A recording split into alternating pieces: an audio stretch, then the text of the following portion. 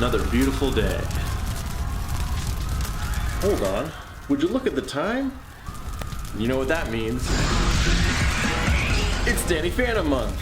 Let's go! Welcome back, everybody, to Danny Phantom Month. I am very excited to make some more videos and talk some more about Danny Phantom. So, let's get into it. You heard of the Avengers? Fuck 'em. Who needs them? This right here is the greatest crossover event in history.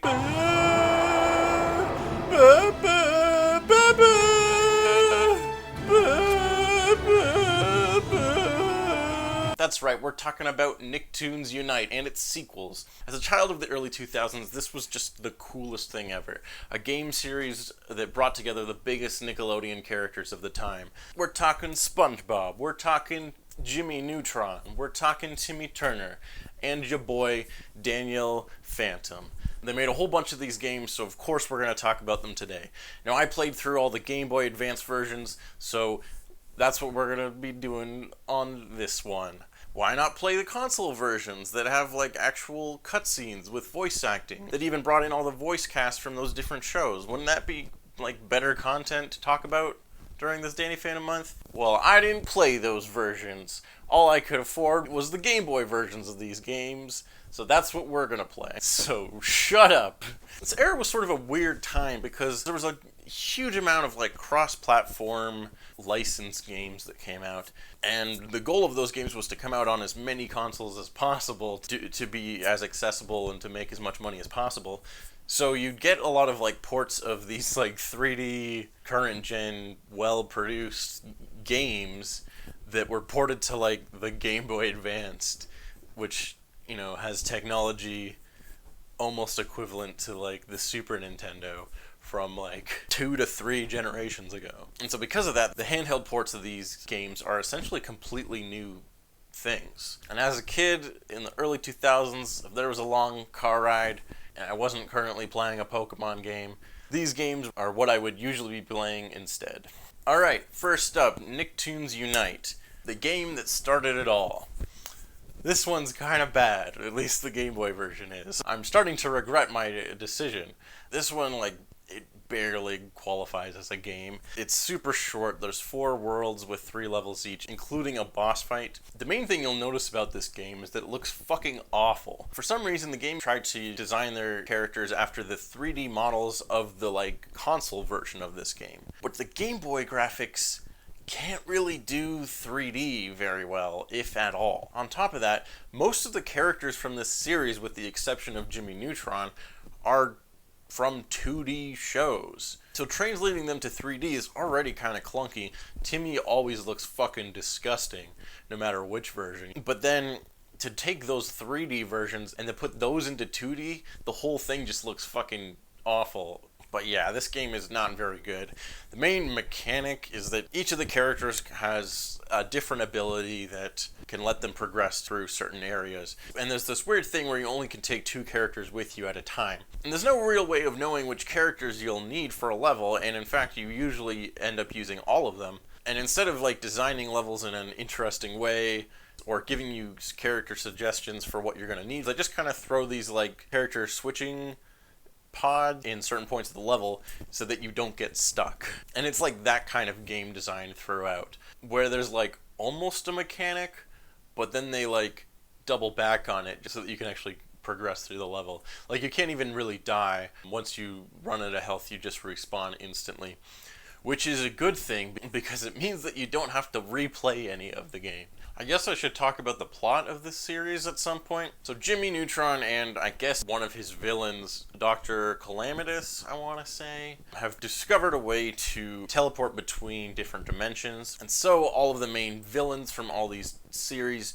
have teamed up and are trying to take over the multiverse or whatever. So Jimmy recruits all the different Nicktoons characters, SpongeBob, Timmy, and your boy, to work together to stop them. Pretty straightforward crossover story, works well enough for this game, although the Game Boy one is pretty trash. Right, so there's 4 worlds, each of them correspond with one of the main 4 Nicktoons characters, and then at the end of each level you have a boss fight with that series villain. Like here in the Fairly OddParents world, Oh shit, is that Shadow Mario? Oh, excuse me, it's Nega Timmy.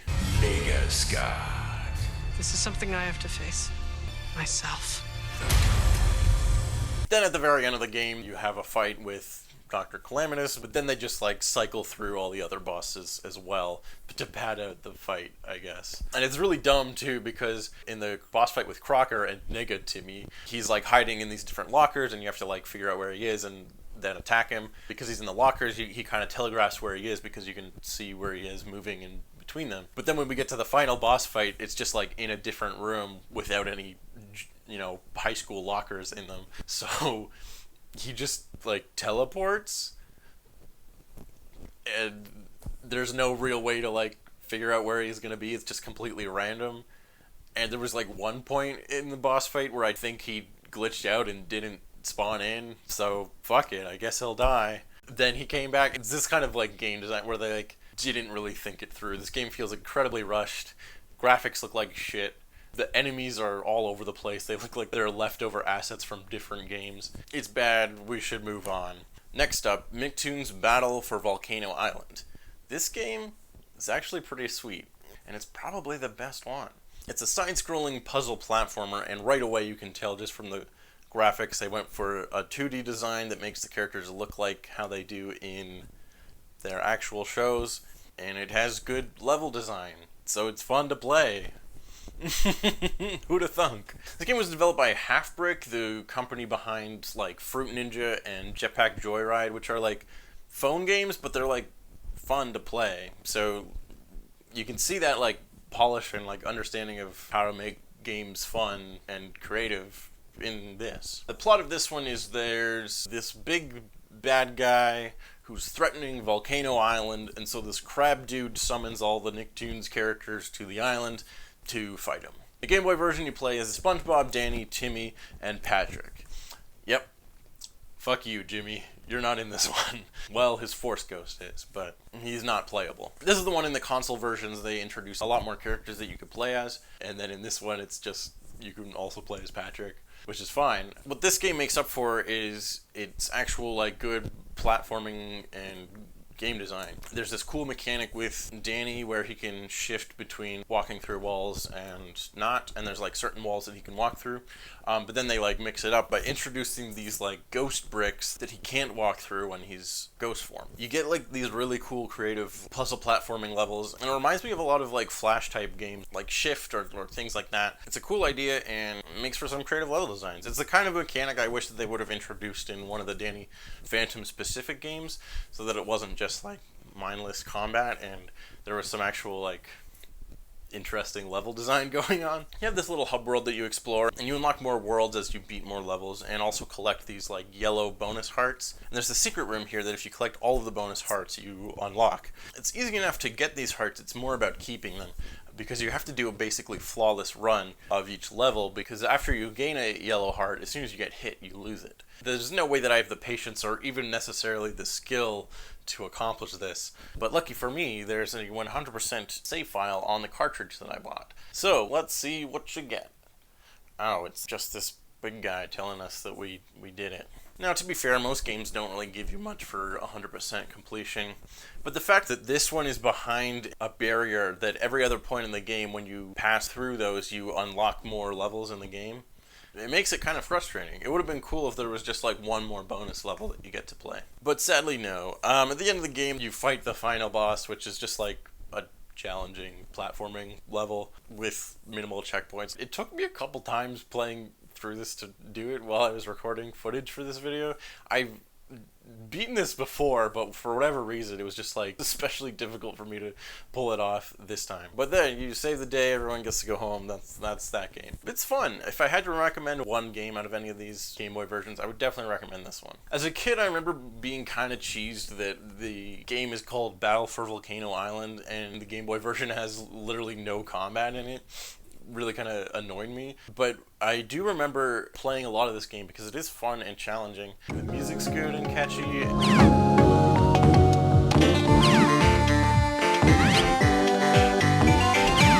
it holds up well. It's like a decent game. Next up, Nicktoons Attack of the Toybots. Dr. Bad Guy from Jimmy Neutron is back, and he's created evil robot versions of all the main characters, plus Tack, who's in this game.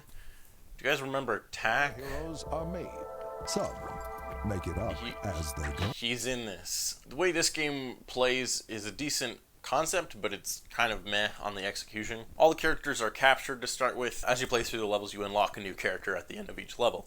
And you can unlock the characters in any order that you like. Each time you unlock a new character, you have to now play through the next level with the first character you unlocked and now the next one. So the game doesn't really get more challenging as much as it just gets longer as you go. Because you can pick the characters in any order, the levels are designed that any character can play through them using their different abilities. So there is some creativity here, as it's kind of interesting to see how different characters play through the same levels in a different way. Even though there is some diverging paths, a lot of the time in this game you just end up timing the same jumps. There's also a few moments that are just like, here's the thing you have to get through, these two characters get through the same obstacle but in slightly different means, and it's not really that different gameplay wise. Oh yeah, in all these games Timmy Turner kind of suffers from the developers not really knowing what to do with him and to make him fun to play as. Danny Phantom and SpongeBob, and even Jimmy to some extent, have pretty defined abilities in what they can and can't do, but because Timmy has these fairy godparents who grant his every wish, you know, regarding certain rules, but he can pretty much do whatever, which means that designing him in this game where he has to be about the same level of power as the rest of the playable characters, it means that they can never really like give him anything interesting to do. In the first game he just has like a balloon ability or something like that. In the second one he can do this. In Attack of the Toybots he can turn into a frog. So yeah, that's fun to play as. Not only can you not fight enemies, but you can also become weaker and slower. That's fun. Danny can actually do some combat in this version, which is kind of fun because we get to see a little bit of his ghost powers, as well as he does have the walking through walls ability that works essentially the same way as in last game. They try to do some of the same puzzle platforming elements, but to a less good extent. They don't have like the negative ghost blocks, so the platforming just becomes like mashing, jump, and shift in a really unintuitive manner. I think I even got glitched into a wall at one point. Unfortunately, it's not very well thought out or designed. I do dig the music in the Ghost Zone level though. It's pretty sweet.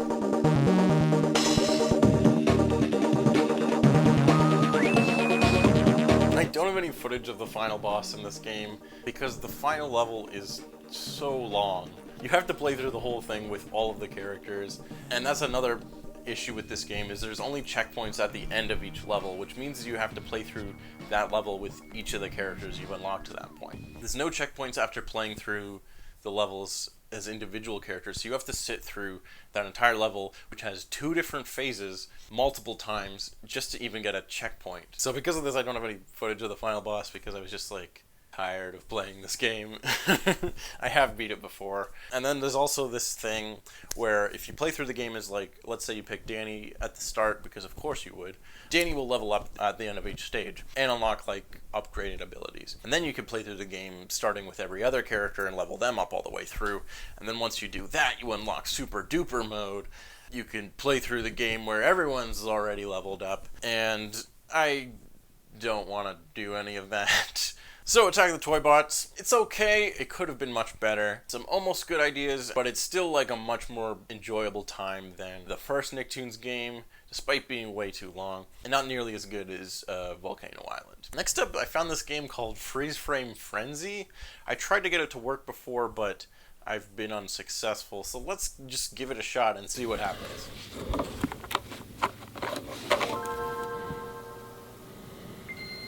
Oh, it's working.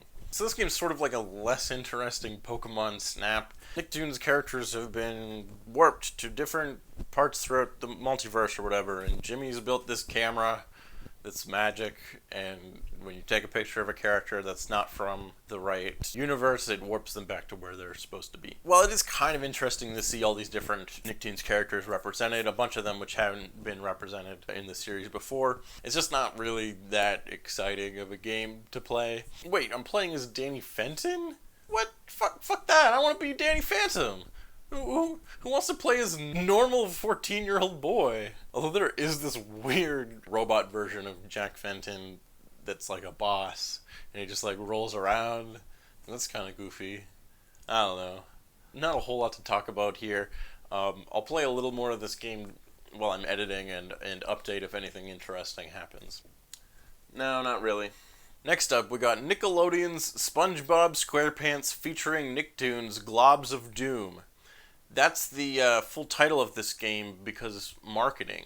So I tried to order this game off of eBay and it just never arrived. I tried messaging the guy and he said that he definitely sent it, and so I guess it just got lost in the mail or something. Then I managed to find a version of the game on the Wii and played some of that. So the plot with this one is they have to fight the Nickelodeon slime itself, the ultimate Nicktoons enemy. The game plays pretty similar to something like Lego Star Wars. It's very minimal basic platforming with really repetitive combat. And in order to fight this sentient alien monster, they have to team up with the villains for some reason. Now, what would be cool is to have all the characters team up with the villains from, like, the first game, but they don't. Some of them are there. I guess just Plankton? Is that right? And then just, like, weird villains from other series. We have Technus in this game. Technus is a playable character in a video game for some reason. Why not make it Vlad? I don't know. Although I guess I'm glad that you can play as Technus in a video game. I do think that's great. And then, like, for Jimmy Neutron, it's just like this lady. Why not have Dr. Calamitous? I only know him from this series, but that would at least be consistent. And then, like, Tack has a guy has a villain that's there. Remember Tack? Tack and the Power of Juju, the video game, coming fall 2003. And then also, Invader Zim is in this game, along with Dib. I like that Zim considers himself a hero, so he sides with the good guys, and Dib, who's like the actual hero of that series, is like, well, I'm not gonna side with Zim, so I guess I'll side with the villains. It's kind of irrelevant though, because all of them are working together. It's just kind of like a fun little tidbit. That's like the best thing about this game is like some of the little interactions between all the different characters and them having to work together. Most of them stay like completely in character with how they normally are represented in their individual series. A plunger? Not just any plunger. This is the plunger of doom! But yeah, it's kind of cool that Invader Zim is in this, like, almost 10 years after his show was canceled because it was too weird and dark. But he gets some love in this version. Hey, that's fun. It's also kind of cool because the series actually does have some continuity. So, like, in Battle for Volcano Island, right away they're like, oh, that's weird. We've all been summoned here.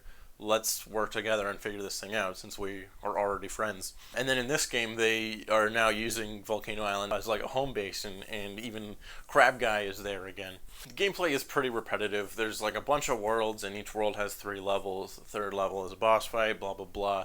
Stuff we've seen before. But the levels are like really annoyingly long, and the gameplay is extremely repetitive. All the levels start with this like dumb surfboard section that is mostly pointless. It's just one of those games that feels like it's just been padded out to be long so that it takes up more of your time. And all of the characters play pretty much the same, with the exception of Danny, who has one different ability. He can make a Gooigi, so that's neat. You'd think that because the characters don't really play any different in any way, you'd be able to pick between like which characters you want.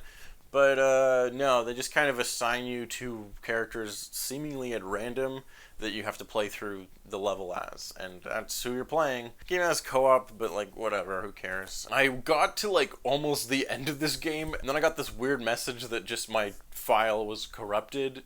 I went to load my save file and it was just deleted. It was just gone.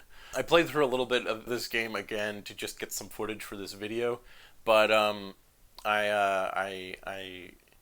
don't want to play the rest of it again, and I don't even know if the version I have works all the way through. It might just my file might just get deleted again. So we're gonna move on. In the meantime, I had ordered another copy of this on eBay just to like hope that it would actually work this time. They weren't very expensive, so it's not a huge deal or anything. And this one came, as you probably can see already. It's a new game for 2009. Oh boy, I'm so excited. And there's codes to unlock disguises inside. Wow. So I played through the DS version and it's actually pretty great. Way better than the console version, in fact. And one of the best games of the series, at least the handheld versions. Oh yeah, I've been recording the Game Boy footage off of this Game Boy player that I found, which was a whole thing. But unfortunately, because of that, I have no method of recording the DS version of the game. So even though this game's graphics look much better and it's on a superior console, it's gonna be recorded just good old point the camera at it. So the footage probably doesn't look that great. It's another side-scrolling puzzle platform, minimal combat. Each character has their own abilities that they use to get through the level, and they pair you up with a hero and a villain for each level, and they have to use their abilities back and forth in tandem in order to, play through the game, like a well-designed video game. You switch back and forth kind of like how the first Nicktoons game was, except like it's good this time. And the levels are like well-designed and thought out, so that even though you don't really get a say in which characters you're playing as, those characters' abilities are used in a creative way to make the levels fun and interesting. It's like a video game. It's good. Although there's usually one character of the pair that just has like a better platforming ability, and so they end up kind of carrying the level. Overall, it's still really fun and enjoyable. We even do get to fight Vlad in one of the Danny Phantom levels, so that's kind of fun. At the end final boss, which goes on for too long and has multiple phases, and it's kind of annoying at parts. They're like, pick which characters you want to play as for the final boss, but it's just like, pick one of the assigned pairs that you've already played as. It would be cool to mix and match a little more. I do like that the tallest show up at the end. That's kind of a fun Invader Zim thing. And then whatever, SpongeBob saves the day with friendship or whatever. But yeah, overall, pretty fun. Worth checking out if you could find it.